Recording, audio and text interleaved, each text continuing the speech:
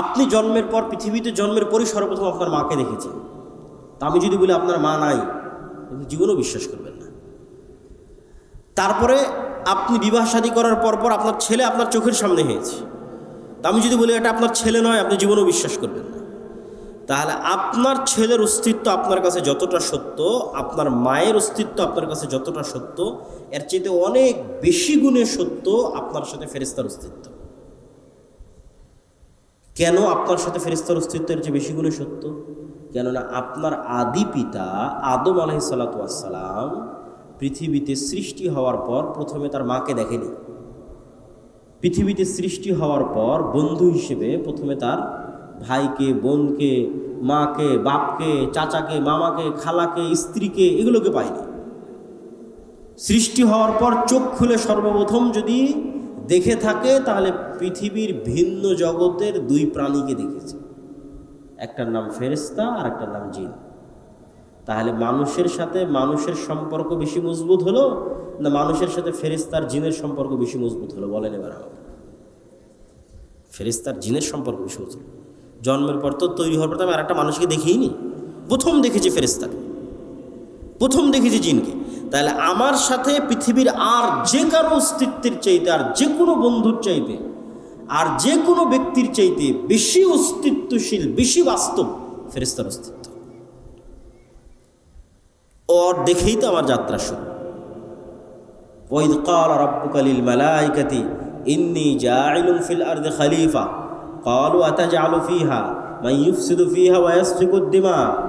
যখন আল্লাহ ফেরেশতাদের ডেকে বললেন, এই ফেরেশতারা, আমি পৃথিবীতে আমার প্রতিনিধি সৃষ্টি করতে চাই, খলিফা সৃষ্টি করতে চাই। বললেন, আল্লাহ আপনার তাসবিহ তাহলিল করার জন্য তো আমরা আছি, করার সৃষ্টি করার কি দরকার? তোমরা তা জানো না যা আমি জানি। তারপরে আল্লাহ আদমকে সৃষ্টি করলেন, করার পর ফেরেশতাদের বললেন তোমরা সিজদা করো। তো প্রথম পরিচয়ই হলো ফেরেশতাদের সাথে।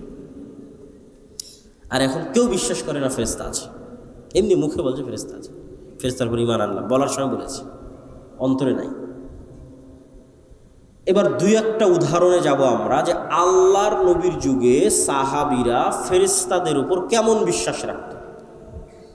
আমরা আজকে ঈমান বিল গায়েবের শুধু একটা পয়েন্টের আলোচনা করতেছি, ফেরেশতা। আল্লাহর নবীর যুগে সাহাবীরা ফেরেশতাদের উপর কেমন বিশ্বাস রাখত তার উদাহরণ। তবে তার আগে 2 মিনিট একটু গুরুত্বপূর্ণ জরুরি কথা, সেটা হচ্ছে আমরা যে মসজিদের আয়োজনে এখানে উপস্থিত হয়েছি, এই মসজিদটি একটি নির্মাণাধীন মসজিদ, এবং আমাকে যেভাবে বলা হয়েছে যে ছাদ অথবা কোনো একটা জায়গায় গিয়ে কাজ আটকে আছে। তো আপনারা যারা এখানে উপস্থিত হয়েছেন সকলের প্রতি দত্ত আহ্বান থাকবে যে পরকালের আল্লাহ সুবহানাহু তাআলার দরবারে আপনাদের যে ব্যাংক অ্যাকাউন্ট ওপেন করা আছে, যেটাতে লাভের মাত্রার কোনো পার্সেন্টেজের কোনো সীমা নাই, বরং বাড়তেই থাকবে, বাড়তেই থাকবে, বাড়তেই থাকবে, এবং যেটা দিয়ে কিয়ামতের মাঠের অসংখ্য বিপদ থেকে বাঁচা যাবে। কোথাও ইবাদতের কমতি থাকলে সেটা কাভার দেওয়া যাবে, ব্যাকআপ দেওয়া যাবে। কোথাও গুনাহ থাকলে সেটার কাফফারায় ব্যাকআপ দেওয়া যাবে। কোথাও কোনো মানুষের হক নষ্ট হয়ে থাকলে সেটার কাফফারায় ব্যাকআপ দেওয়া যাবে। কিয়ামতের মাঠে যেহেতু কোনো মুদ্রা টাকা পয়সা থাকবে না, সেহেতু আগে থেকেই টাকা পয়সা পাঠিয়ে রাখা ভালো। তো আগে থেকে টাকা পয়সা পাঠানো থাকলে এবং আল্লাহ সেগুলোকে বাড়াতে থাকলে কিয়ামতের মাঠে বিপদের সময় এই পাঠানো টাকাগুলো কাজে লাগবে। ঠিক দুনিয়াতে যেমন জমানো টাকা বিপদের সময় কাজে লাগে, কিয়ামতের মাঠে জমানো টাকা বিপদের সময় কাজে লাগবে। তো কেউ যদি স্বেচ্ছাসেবকরা থাকে, যদি যায়, আপনারা সহযোগিতা করবেন। আমরা আমাদের বক্তব্য সামনে আগাই। মুহাম্মদ সাল্লাল্লাহু আলাইহি ওয়াসাল্লামের যুগে সাহাবীদের বিশ্বাস ফেরেশতার উপরে। খুব মজার মজার কয়েকটা ঘটনা আপনাদের সামনে বলবো, যেই ঘটনাগুলো একটা আরেকটার সাথে কানেক্ট করলে আপনি দেখবেন যে ফেরেশতা চরিত্র সাহাবীদের সামনে কেমন ছিল আর আমাদের সামনে কেমন। মজার মজার কয়েকটা ঘটনা। সাদ বিন মুআজ নামে এক বিখ্যাত সাহাবী, আউস এবং খাজরাজ গোত্রের নেতা, আনসারি সাহাবী, খন্দকের যুদ্ধে শহীদ হয়েছে।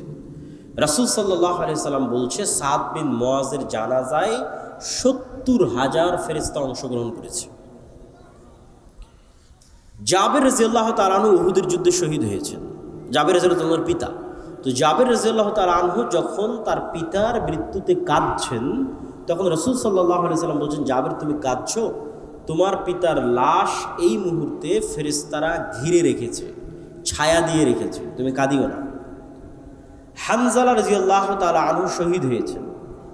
তো হানজালা রাদিয়াল্লাহু তাআলা আনহু বাসর ঘর থেকে বের হয়ে গিয়ে যুদ্ধে অংশগ্রহণ করেছিলেন। তো সাহাবীরা তাকে ফরজ গোসল দেওয়ার জন্য গোসল দিবেন।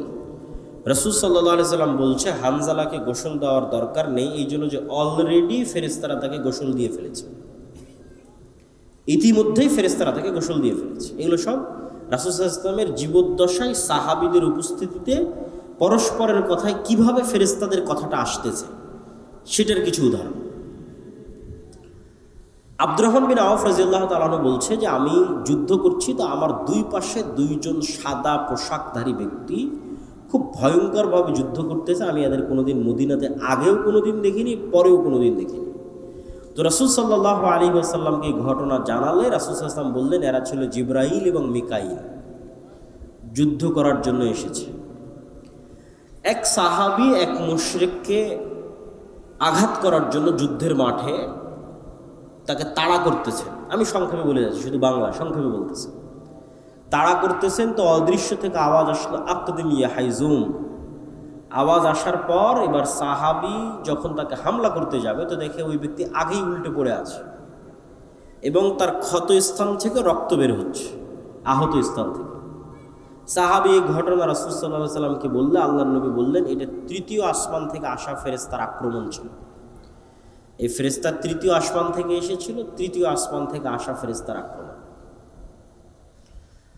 খন্দকের যুদ্ধ থেকে রাসূল সাল্লাল্লাহু আলাইহি সাল্লাম যখন খন্দকের যুদ্ধে বিশাল ঝড় হয়ে মক্কার কাফের মুশরিকরা সব পালিয়ে গেছে, 10,000 সেনাবাহিনী 1 মাস যাবৎ মদিনা ঘেরাও করে রেখেছিল। তা আল্লাহর নবী মনে করেছে যুদ্ধ শেষ, তারা তো চলে গেছে। উনি বাড়িতে এসে অস্ত্র রেখে 1 মাসের প্রচুর টেনশন গেছে, তার উপরে প্রচুর পরিশ্রম গেছে, খাদ্যের সংকট, যোগাযোগ বিচ্ছিন্ন, কষ্ট, পেটে পাথর বেঁধে রাখার যে ঘটনাগুলো সেগুলো এখনকার। তো রাসূল সাল্লাল্লাহু আলাইহি ওয়াসাল্লাম অস্ত্র রেখে গোসল করতে গেছে। অস্ত্র বলতে তরবারি, তীর ধনুক। তো আয়েশা রাদিয়াল্লাহু তাআলা আনহা বলছেন জিবরাইল এসে রাসূল সাল্লাল্লাহু আলাইহি ওয়াসাল্লামকে বলছে যে আপনি অস্ত্র রেখে দিয়েছেন, আমরা তো রাখিনি, তো তোমরা কেন রাখনি? তো বানু কুরাইজা, বানু কায়নুকা, বানু নযীর এই 3টে ইহুদি গোত্র যুদ্ধ চলা অবস্থায় আল্লাহর নবীর সাথে গাদ্দারি করেছে, অথচ এরা লিখিত চুক্তি করেছিল যে এরা গাদ্দারি করবে না, পক্ষে থাকবে। তো জিবরাইল বলছে এই সমস্ত গাদ্দারদের বিচার না করা পর্যন্ত যুদ্ধ শেষ হয়নি, আপনি এখনই বের হন, যুদ্ধ এখনো শেষ হয়নি। মক্কার কাফের মুশরিকরা চলে গেছে, কিন্তু এই গাদ্দারদেরও বিচার করতে হবে। ফলত পৃথিবীর প্রত্যেক মুমিনই মুসলিম, কিন্তু পৃথিবীর প্রত্যেক মুসলিম মুমিন নয়। কিন্তু কে যে মুমিন নয় এটা বাছাই করার দায়িত্ব আবার দুনিয়ার মানুষকে দেওয়া হয়নি। যে আপনি আজ থেকে দায়িত্ব নিয়ে দেখতে লাগলেন যে ঠিক আছে দেখি তো কে মুসলিম কিন্তু মুমিন নয়, এটার দায়িত্ব আল্লাহ নিজের কাছে রেখেছেন। কেননা ইমানের বিষয় অন্তরের সাথে, আর অন্তরের খবর পৃথিবীতে কেউ জানে না। ফলত কে যে মুমিন আর কে যে মুমিন নয় এটা কেউ ছাড়া কে জানে না, আল্লাহ সুবহানাহু ওয়া তাআলা ছাড়া কেউ জানে না। তাহলে ইসলাম বাহ্যিক, যে একটা মানুষ এসে বলল ভাই আশহাদু আল্লা ইলাহা ইল্লাল্লাহ ওয়া আশহাদু আন্না মুহাম্মাদার রাসূলুল্লাহ, আমি সাক্ষ্য দিচ্ছি আল্লাহ ব্যতীত কোনো মাবুদ নেই, মুহাম্মদ সাল্লাল্লাহু আলাইহি সাল্লাম আল্লাহর রাসূল। অন্তরে এটা আছে কিনা কেউ জানে না। একটা মানুষ বাহ্যিকভাবে মসজিদে এসে সালাত আদায় করতেছে, সে মুসলমান হিসেবে গণ্য হবে, তার রক্ত হারাম। জাকাতের সময় জাকাত দিচ্ছে, রোজার দিনে রোজা থাকছে অথবা থাকাটা দেখাচ্ছে, তাহলে এরা সবাই বাহ্যিকভাবে মুসলমান হিসেবে গণ্য হবে। কিন্তু এই মুসলমান ব্যক্তি মুমিন না হয়ে মুনাফিকও হতে পারে। স্বয়ং রাসূল সাল্লাল্লাহু আলাইহি ওয়াসাল্লামের যুগে মুনাফিক ছিল, আমাদের যুগেও মুনাফিক আছে। এবং আমি গত 1.5-2 বছর মুনাফিকির যে আলামত সেটিকেই বক্তব্যের বিষয়বস্তু বানিয়েছিলাম। যে রাসূলুল্লাহ সাল্লাল্লাহু আলাইহি ওয়াসাল্লাম বলেছেন যে মুনাফিকের আলামত ইযা হাদ্দাসা কাযাবা ওয়া ইযা ওয়া'আদা আখলাফা ওয়া ইযা তুমিনা খানা, কথা বললে মিথ্যা বলে, ওয়াদা করলে ভঙ্গ করে, দায়িত্ব দেওয়া হলে দায়িত্বের সাথে খেয়ানত করে। তো আমি বক্তব্য দিতে গিয়ে বলেছি যে 5 ওয়াক্ত সালাত আদায়কারী, নামাজি, হাজি, উমরাকারী মুসলমানের অভাব নাই, কিন্তু সত্যবাদী, নিজ দায়িত্বের উপর ন্যায়পরায়ণ, নিজ দায়িত্বের আমানতের খেয়ানত করে না, এরকম মুসলমান খুঁজে পাওয়া কঠিন। কেননা গত 16 বছর যারা ছিল তারাও তাহাজ্জুদের সালাত আদায় করত। তাহলে আপনি তাহাজ্জুদের সালাত আদায় করার পরেও আপনি সত্যবাদী নন, মিথ্যুক। কেননা যে রাজনীতি আমাদের দেশে আছে, গণতান্ত্রিক রাজনীতি, এটা মিথ্যা ছাড়া চলা সম্ভব নয়। তো এটা করতে হলে মিথ্যা বলতেই হবে। এভাবেই এর সিস্টেমটা ডেভেলপ করা আছে। সেটা পার্টির মধ্যে হোক, পার্টির বাইরে হোক, অন্য দলের বিরুদ্ধে হোক, অন্য দলের পক্ষে হোক। পার্টির মধ্যেও কেননা একই আসনে 5 জন 10 জন করে মনোনয়ন নেওয়ার জন্য প্রতিযোগিতা করতেছে। তাহলে পার্টির চেয়ারম্যানের কাছে তো সবাইকে মিথ্যা বলতে হবে, না হলে তো আরেকজনকে মনোনয়ন দিয়ে দিতে পারে। বুঝতে পারেননি? আরেকজনের নামে তো মিথ্যা বলতে হবে যে না, ও এটা করে না, ও এটা করে না, ও এটা করে না। এইভাবেই এই রাজনীতিটা ডেভেলপ করা আছে। গণতান্ত্রিক রাজনীতিটা ডেভেলপই করা হয়েছে মুসলমানদের মধ্যে মিথ্যার কালচার অব্যাহত রাখার জন্য। কেননা ব্রিটিশরা 190 বছর মুসলমানদেরকে গোলাম রেখে মিথ্যা বলা শিখিয়েছিল। বাই বর্ন মুসলমানেরা মিথ্যা বলা জানত না। আর মক্কার মুশরিকরা, কাফেররা পর্যন্ত মিথ্যা বলা জানত না। মুসলমান তো বহুদূরের কথা। আবু সুফিয়ান মুহাম্মদ সাল্লাল্লাহু আলাইহি ওয়াসাল্লামের সবচেয়ে বড় শত্রু, সব যুদ্ধে আল্লাহর নবীর বিরুদ্ধে নেতৃত্ব দিয়েছে। আবু সুফিয়ান যখন বাদশাহ হিরাক্লিয়াসের দরবারে, তখন লাইভ নাই, রেকর্ডিং নাই, কেউ সাক্ষী দিবে তার বিরুদ্ধে সেটা নাই, কিচ্ছু নাই, ফোন নাই, মাইক নাই, কিচ্ছু নাই। আবু সুফিয়ান চাইলেই মিথ্যা বলতে পারত, কিন্তু আবু সুফিয়ানরা মিথ্যা বলাটা জানতো না। তো মিথ্যা না বললেই মানুষ নেতা হয়ে যায়।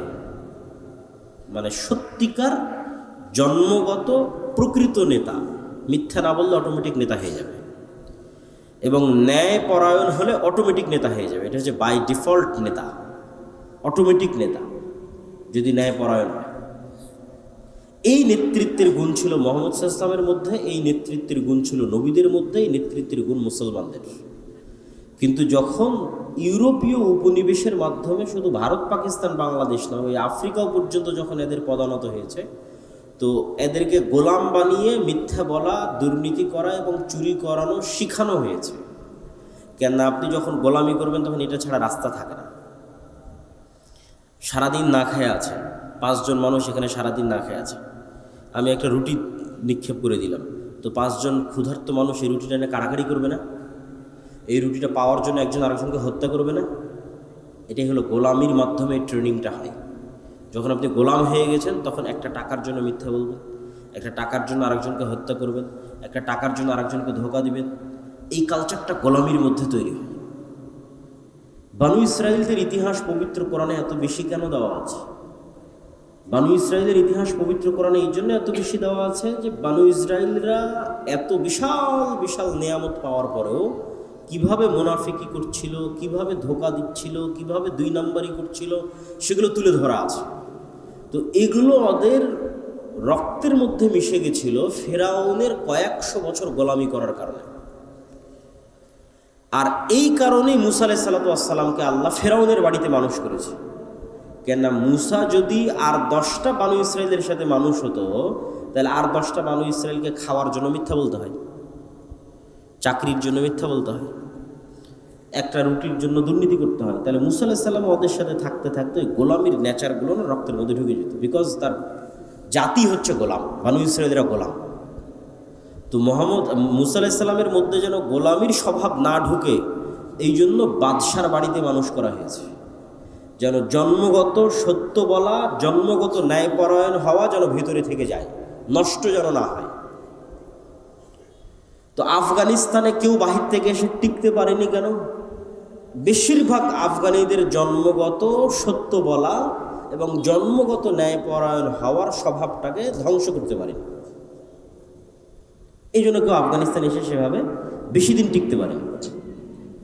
আর যেই জাতিরই আপনি জন্মগত সত্য বলা এবং জন্মগত ন্যায়পরায়ণ হওয়ার স্বভাব ধ্বংস করে দিয়েছেন, আগের 16 বছরের যারা ছিল তারা যেমন বিক্রি হয়ে গেছে, এখন যারা আছে তারাও পাল্লা দিচ্ছে কে কার কাছে বিক্রি হয়ে যাবে, কে আমেরিকার কাছে বিক্রি হবে আর কে ভারতের কাছে বিক্রি হবে। কেন? স্বভাব রক্তের মধ্যে গোলামি, অতএব টাকার কাছে বিক্রি হতে হবে। এখানে আপনি কল্যাণকর যতক্ষণ এই দুইটা মৌলিক নেতৃত্বের মূলনীতি ঠিক না হবে। আল্লামা ইকবাল বলেছেন, সবক ফির সে পড় সদাকত কা, শুজাআত কা, আদালত কা, লিয়া জায়গা তুঝসে কাম, দুনিয়া কি ইমামত কা।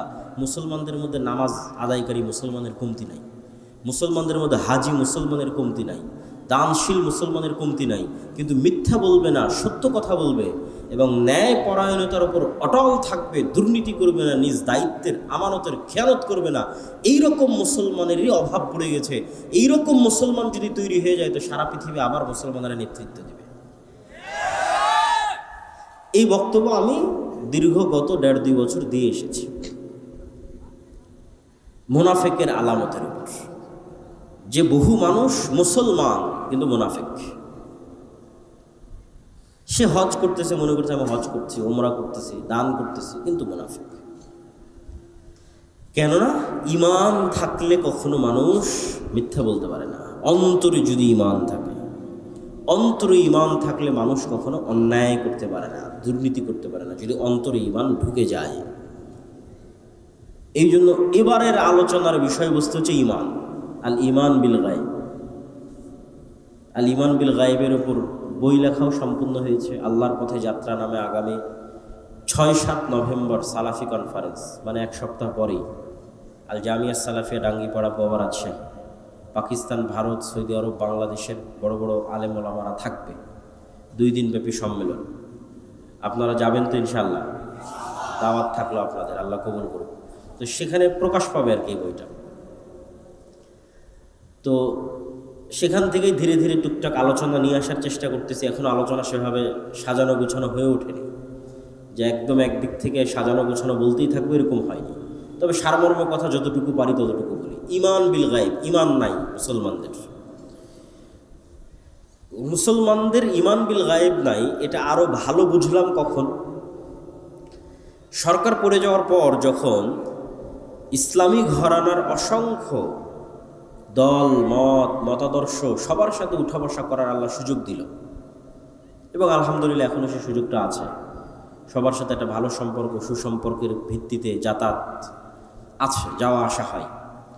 তো এই যাতায়াতের ভিত্তিতে আমি আর একটা নতুন জিনিস শিখলাম, যেটা হয়তো আমারও ছিল না, আমার ধারণা। আমি এটা শিখলাম যে আমরা যারা মুসলমান হয়তো দ্বীনের দাওয়াত দিচ্ছি, হয়তো মসজিদ মাদ্রাসা গড়ে তুলতেছি, হয়তো ইসলামী দল পরিচালনা করতেছি, আমাদের এখনও পরিপূর্ণরূপে ঈমান বিল গায়ব অর্জিত হয়নি। অদৃশ্যের উপর বিশ্বাস মজবুত হয়নি যেভাবে সাহাবীদের ছিল। এই 6টা বিশ্বাসের কথা সবাই জানেন। তো ওইটা মুখে বললে কোনো সমস্যা নাই, যে আশহাদু আল্লা ইলাহা ইল্লাল্লাহ আশহাদু আন্না মুহাম্মাদার রাসূলুল্লাহ, কিন্তু এই 6টার কাজ মুখে বলার সাথে না। এই 6টার কাজ কিসের সাথে? অন্তরের সাথে। কিন্তু আমরা এই 6টাও মুখে বলে শেষ করে দিয়েছি, যে আল্লাহর উপর ঈমান আনলাম, ফেরেশতাদের উপর ঈমান আনলাম, নবী রাসূল কিতাবের উপর ঈমান আনলাম, তাকদীরের উপর ঈমান আনলাম, পরকালের উপর আনলাম। মুখ পর্যন্তই শেষ। কেউ আর বাস্তবে কোনোদিন অন্তর দিয়ে সত্যিকারভাবে বিশ্বাস করলো না যে আল্লাহ কে, আল্লাহর শক্তি কি, আর ফেরেশতা কে, ফেরেশতা কোথায় থাকে, কি করে, ফেরেশতা আসলে আছে কিনা পৃথিবীতে, আর পরকাল পুনরুত্থান, মরার পরে কীভাবেই বা পরকাল পুনরুত্থান হবে। ফলত বললাম মুখে এই কথাগুলো, কিন্তু জীবন চলতে থাকলো দুনিয়ামুখী, বস্তুবাদী। আমরা আমাদের এই অসংখ্য জীবনের অসংখ্য সিদ্ধান্ত দুনিয়াকে সামনে রেখে নিই, দুনিয়াকে কেন্দ্র করে নিই, বস্তুকে কেন্দ্র করে নিই। কখনো অদৃশ্যের উপর বিশ্বাসকে কেন্দ্র করে আমরা সিদ্ধান্ত নেই না। কেননা আমাদের দরকার ইমিডিয়েট রেজাল্ট, এখনই রেজাল্ট দরকার। অতএব এখন এটা ছাড়া আর তো কোনো ওয়ে নাই। তো ব্যক্তিগত জীবনে অসংখ্য উদাহরণ দেওয়া সম্ভব, আমরা জাতীয় জীবনেরই কিছু উদাহরণ দিই। যে ঈমান বিল গায়ব দুর্বল এবং ঈমান বিল গায়ব সম্পর্কে জ্ঞান অর্জন করা প্রয়োজন কেন? মুসা আলাইহিস সালাতু ওয়াস সালাম ফেরাউনের মোকাবেলায় যত দুর্বল ছিলেন, আজকের ফিলিস্তিনের গাজার মুসলমানেরা ইসরায়েলের মোকাবেলায় অত দুর্বল নয়। আবারও বলি, আজকের ফিলিস্তিনের গাজার মুসলমানেরা দুনিয়াবী শক্তির দিক থেকে আজকের ইসরায়েলের কাছে যত দুর্বল, তার চেয়ে শত গুণে বেশি দুর্বল ছিলেন দুনিয়াবী শক্তির দিক দিয়ে নবী মুসা ফেরাউনের দুনিয়াবী শক্তির সামনে। একটা পয়েন্ট গেল। পয়েন্ট নাম্বার 2, আল্লাহর নবী মুহাম্মদ সাল্লাল্লাহু আলাইহি ওয়াসাল্লাম তার সাহাবী আবু বকর, ওমর, ওসমান, আলী রাদিয়াল্লাহু তাআলা আনহুম, পরবর্তীতে যারা উমাইয়া খেলাফতের সময় বিভিন্ন দেশ বিজয় করেছে, মোহাম্মদ বিন কাসেম হোক, কোতাইবা বিন মুসলিম হোক, তারেক বিন জিয়াদ হোক, আর খালিদ বিন ওয়ালিদ, আর আমর ইবনুল আস হোক, যেই হোক না কেন, তাদের দুনিয়াবী শক্তি তৎকালীন বিশ্বের রোমান এবং পারস্যের তুলনায়, আমি আবারও বলি, মুহাম্মদ সাল্লাল্লাহু আলাইহি ওয়াসাল্লামের দুনিয়াবী শক্তি, আবু বকর, ওমর, ওসমান, আলীর দুনিয়াবী শক্তি, খালিদ বিন ওয়ালিদ, আমর ইবনুল আসের দুনিয়াবী শক্তি, তারেক বিন জিয়াদ, মোহাম্মদ বিন কাসেমের দুনিয়াবী শক্তি তৎকালীন বিশ্বের রোমান এবং পারস্যের দুনিয়াবী শক্তির তুলনায় যেই মাপে ছিল, তার চাইতে আজকের সমগ্র বিশ্বের 57টা মুসলিম দেশের দুনিয়াবী শক্তি আমেরিকা এবং ইসরায়েলের তুলনায় অনেক বেশি পরিমাণে দুনিয়াবী শক্তির অধিকারী হচ্ছে বর্তমান যুগের 57টা দেশের মুসলিম দেশের মুসলমানেরা। ওই যুগের তুলনায়, সাহাবীদের যুগে রোমান এবং পারস্যদের দুনিয়াবী শক্তির তুলনায় তাদের যে দুর্বলতা ছিল, সেটার তুলনায় এই যুগের মুসলমানেরা বেশি শক্তিশালী। তাহলে এই যুগের মুসলমানরা মাজলুম কেন? বিজয় নাই কেন? বিজয় তাদের কাছে ধরা দিচ্ছে না কেন? ওই যুগের সাহাবীদের যেই লেভেলের ঈমান বিল গায়েব ছিল, মানে ফেরেশতাদের উপর তাদের যেই লেভেলের বিশ্বাস ছিল, আল্লাহর উপর তাদের যেই লেভেলের বিশ্বাস ছিল, পরকাল হবে, পরকাল কেমন, এটার উপর তাদের যেই লেভেলের বিশ্বাস ছিল, আজকের মুসলমানদের তার সিকি পরিমাণও নেই। ফলত দুনিয়াবী শক্তি যত বেশিই থাক, কোনো কাজের কাজ হবে না, হচ্ছেও না। তো মুসা আলাইহিস সালাতু ওয়াস সালামের হাতের লাঠি আল্লাহ সুবহানাহু তাআলা পরিবর্তন করে দিলেন সাপে, এবং সাপে পরিবর্তন করে দেওয়ার মাধ্যমে মুসা আলাইহিস সালাতু ওয়াস সালামকে আল্লাহ সুবহানাহু তাআলা শিখালেন যে পৃথিবীতে তোমরা চোখে যা দেখো, এর আড়ালেও অনেক কিছু আছে যেগুলোর উপর আল্লাহ ক্ষমতাবান এবং তিনি করতে পারেন। আর এটা এমনি হাতের লাঠি নয়, এটা মুসা আলাইহিস সালাম দীর্ঘদিন থেকে ব্যবহার করতেন সেই হাতের লাঠি। এই লাঠি দিয়ে পাতা পাড়তেন, এই লাঠি দিয়ে পুকুর পার হতেন, নদী পার হতেন। সেই লাঠিকে আল্লাহ সাপ বানিয়ে দিয়েছেন, এবং জাদুর সাপ নয়, চোখের ভেলকির সাপ নয়, একদম তরতাজা জ্যান্ত সাপ। ঠিক যেভাবে পুকুরে নদীতে আস্ত আল্লাহর সৃষ্টি যে সাপ আছে, সেই সাপ। জাদুকরেরা সিজদায় পড়ে গেছিল এই কারণেই, জাদুকরদের দড়িও সাপ হয়ে গেছিল, কিন্তু ওই সাপগুলো ছিল জাদুর সাপ, চোখের ভেলকির সাপ। আর মুসা আলাইহিস সালামের সাপ ছিল আস্ত সাপ, ওগুলো সবকে খেয়ে নিয়েছে। তো মুসা আলাইহিস সালাতু ওয়াস সালামকে আল্লাহ শিখিয়েছেন ঈমান বিল গায়েবের উপর মজবুত আস্থা এবং বিশ্বাস, আল্লাহর ক্ষমতার উপর আস্থা এবং বিশ্বাস। মুসা আলাইহিস সালাতু ওয়াস সালাম যদি আল্লাহর ঈমান বিল গায়েবের উপর মজবুত আস্থা এবং বিশ্বাস না রাখতেন, তাহলে মুসা আলাইহিস সালামকে দুনিয়াবী দিক থেকে ফেরাউনের বিরুদ্ধে বিজয়ী হতে হতো, দুনিয়ার দিক থেকে। আর দুনিয়ার দিক থেকে বিজয় হওয়ার জন্য মুসা আলাইহিস সালাতু ওয়াস সালামের কাছে কোনো রাস্তা থাকতো না কম্প্রোমাইজ ছাড়া। কেননা মুসা আলাইহিস সালাতু ওয়াস সালামের তো কোনো দুনিয়াবী শক্তি নাই, অতএব তাকে কম্প্রোমাইজ করতে হবে। তো আজকের মুসলমানেরাও মনে করে নিয়েছে যে আমাকে এখনই সফল হতে হবে, অতএব এখনই সফল হওয়ার জন্য, কেন ঈমান বিল গায়েব নাই, ফেরেশতার অস্তিত্বে, পরকালের অস্তিত্বে, আল্লাহর অস্তিত্বে এবং শক্তি ক্ষমতায় বিশ্বাস নেই। অতএব এখনই যদি আমি সফল হতে যাই, তাহলে দুনিয়াবী যে রাস্তাগুলো আছে, এই রাস্তাগুলোই আমাকে অবলম্বন করতে হবে। আর দুনিয়াবী রাস্তায় যদি অবলম্বন করতে চাই, কেন ঈমান বিল গায়েব আমার দুর্বল, নিচে, তো দুনিয়াবী রাস্তায় যদি অবলম্বন করতে চাই, তাহলে মন্দির পাহারা দিতে না গেলে তো ভোট পাওয়া যাবে না। অতএব আমাকে এই রাস্তা অবলম্বন করতে হবে। যদি এর চাইতেও কোনো খারাপ রাস্তা অবলম্বন করা লাগে তাহলে সেটাও করা যেতে পারে, মানে করা হতে পারে। কেননা আমার মাথায় আছে যে দুনিয়াবি লজিকই একমাত্র সফলতা সম্ভব। গায়েবের সহযোগিতা বলে কিছু আছে, ইমান বিল গায়েব, ফেরেশতার অস্তিত্ব বলে কিছু আছে, পরকালমুখী সিদ্ধান্ত বলে কিছু আছে, এটা আমাদের ব্রেন থেকে আউট হয়ে গেছে। এটা শুধু আমি জাতীয় জীবনে বলতেছি না, বাস্তব জীবনে, আপনাদের ব্যক্তিগত জীবনে, আপনাদের পারিবারিক জীবনে সেম অবস্থা। তো আজকে আমরা ইমান বিল গায়েবের একটা অংশের উপর আলোচনা করব, আল ইমান বিল মালাইকা, ফেরেশতাদের উপর বিশ্বাস। ফেরেশতারা কিসের তৈরি বলেন তো? নূরের তৈরি। নূর হচ্ছে এক প্রকারের আলো, কিন্তু এই আলো নয়, সূর্যের আলো নয়, বিদ্যুতের লাইটের আলো নয়, কিন্তু এক প্রকারের আলো, যে আলো পৃথিবীতে আছে কিন্তু চোখে দেখা যায় না। তা আপনি বলবেন পৃথিবীতে আলো আছে চোখে দেখা যায় না, এটা আবার কোন আলো? তা আপনি যখন রিমোট দিয়ে এসি অন করতেছেন তো রিমোট থেকে আলো বের হয়ে এসিতে গিয়ে লাগতেছে, ওই আলো কোথায় আপনি চোখে দেখলেন? তখন এসি বন্ধ হয়ে যাচ্ছে। আবার যখন চাপ দিচ্ছেন আবার এসি অন হয়ে যাচ্ছে, এটা আলোর কানেকশনে অন অফ হয়ে যাচ্ছে।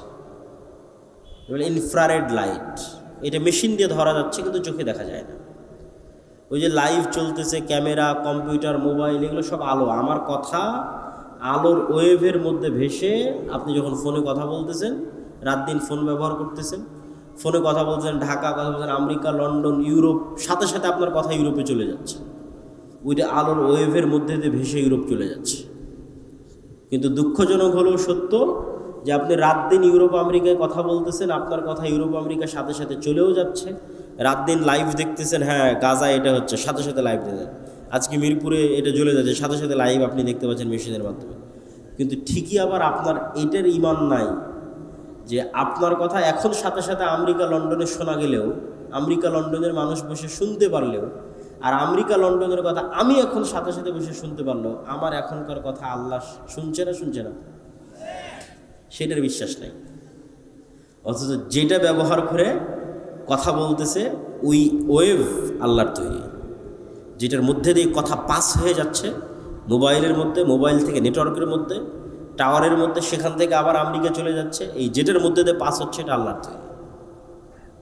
তো এটার মধ্যে দিয়ে পাস হয়ে আমি মানুষের কথা শুনে নিচ্ছি, কিন্তু আল্লাহ আমার কথা শুনতেছে না। শুধু যেটা রেকর্ড হয়ে যাচ্ছে সেটা নিয়ে হয়তো আপনি চিন্তা করতেছেন।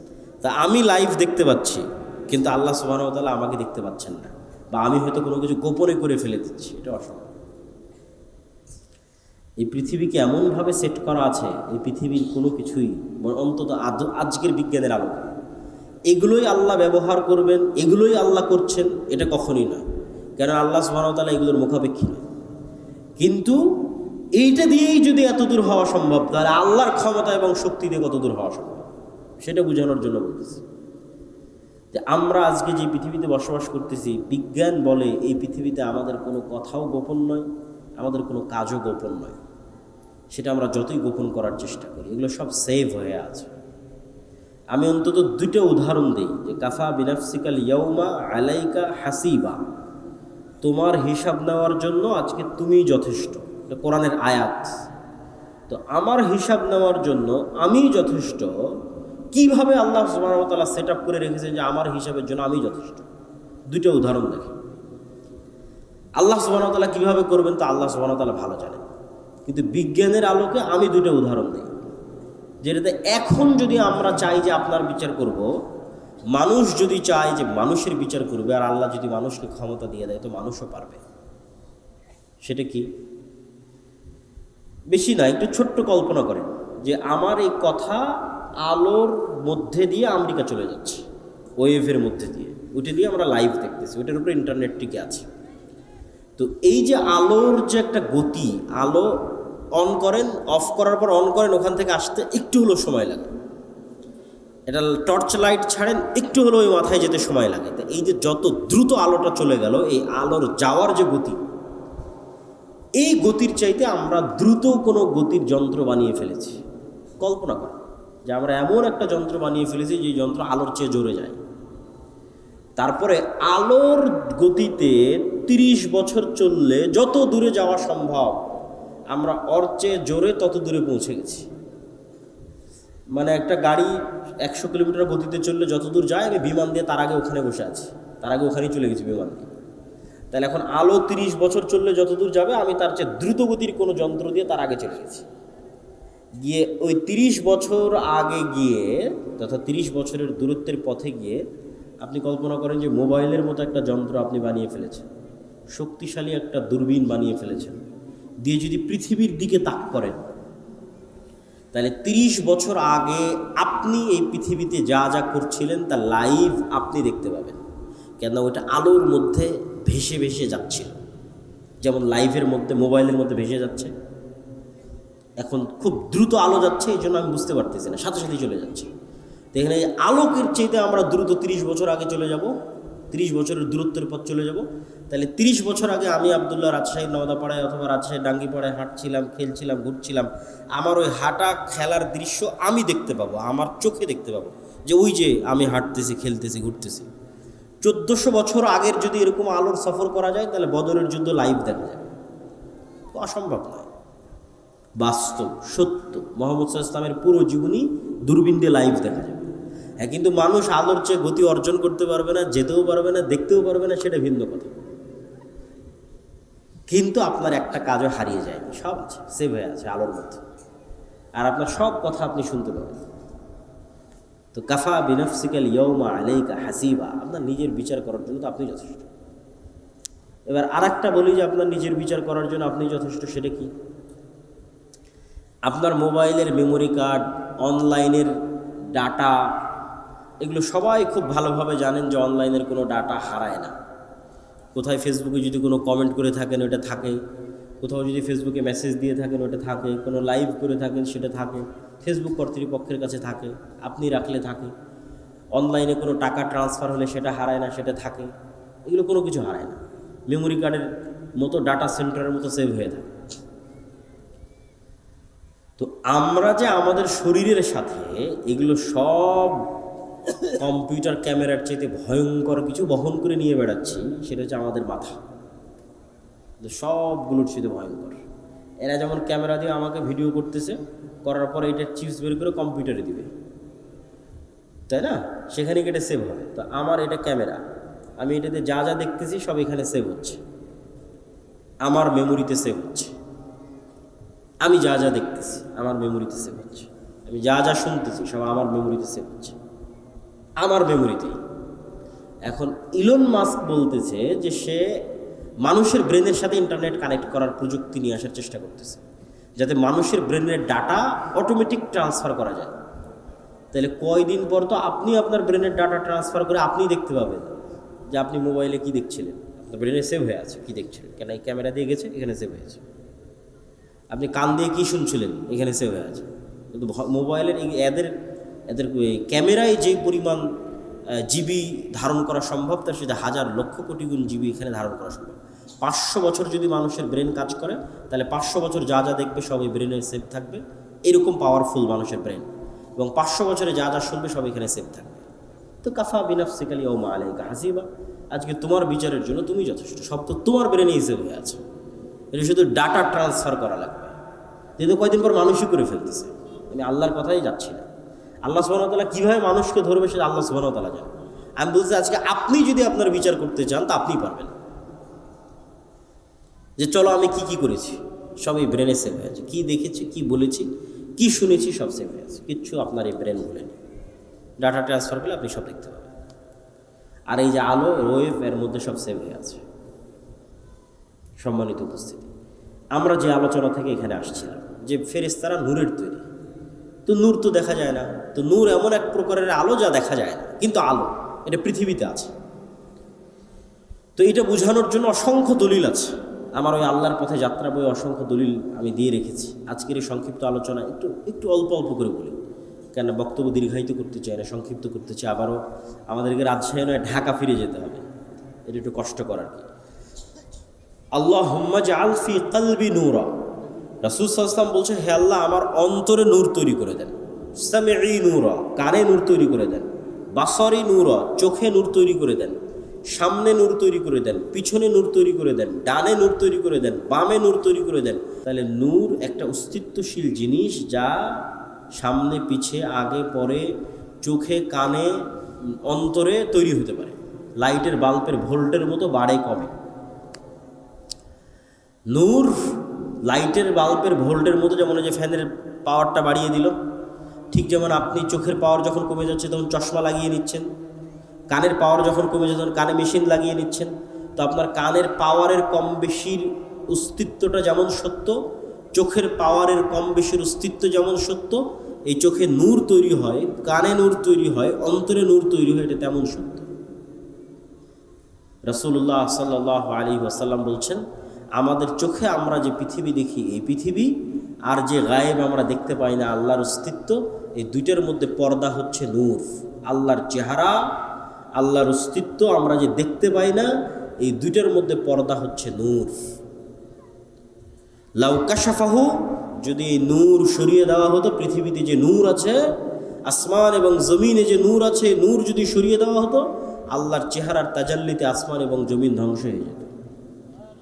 আল্লাহু নূরুস সামাওয়াতি ওয়াল আরজ, আল্লাহ হচ্ছেন আসমান এবং জমিনের নূর। সম্মানিত উপস্থিতি, তাহলে নূরের তৈরি ফেরেশতা। নূর এমন এক প্রকারের আলো যা চোখে দেখা যায় না। 2 নম্বর, যা মেশিনেও ধরা যায় না। কিছু আলো তো যেগুলো চোখে দেখা যায় না, মেশিনে ধরা পড়তেছে, ওই যে মোবাইলের ক্যামেরার, তারপরে হচ্ছে রিমোট কন্ট্রোলের।